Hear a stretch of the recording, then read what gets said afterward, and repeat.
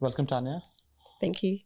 Thanks for coming in, Tanya. Before we go further, I would love you to share your background briefly and experiences and learnings from a point of view how you have your purpose has evolved across the decades and the years.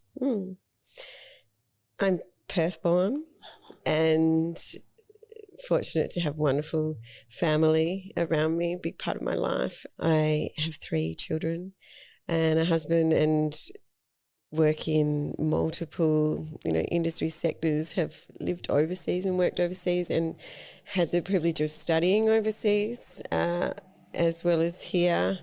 And I think my layers of getting to purpose have been, as anyone, I guess, layered and deepening.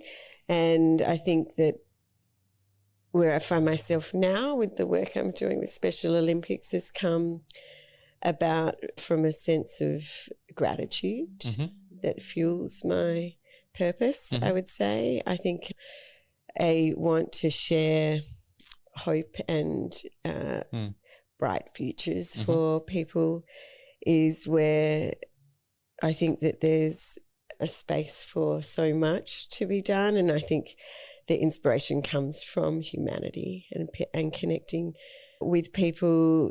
And with Special Olympics, it's through the catalyst of sport, which I love and has been a big part of my life. So I think, it finds you, and then you're able to, share, go on the journey. It's a reflection of so many people, and I feel really lucky to be where I am, actually. Could you talk a bit more on, and before Special Olympics happened to you, what was your life like? Yeah, so my life's busy, always. I like to be busy. That's good.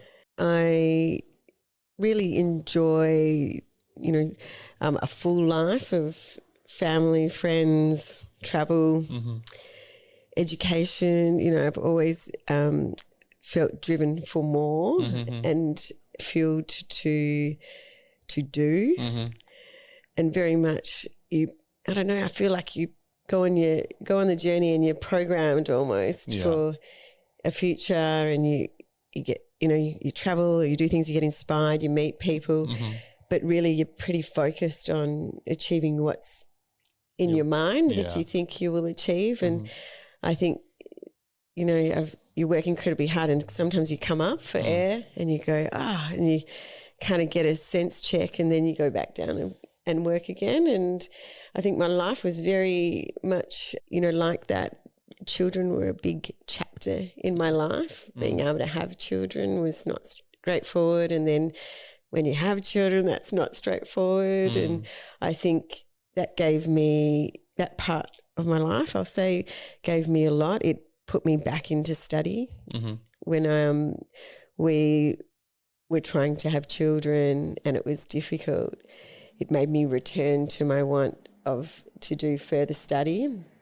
And that hadn't happened when I first set out to do it, when I went and lived overseas, and I ended up on a career path through work, and this hurdle and not wanting to keep hitting a wall made me go study, go do what open another door, because you're hitting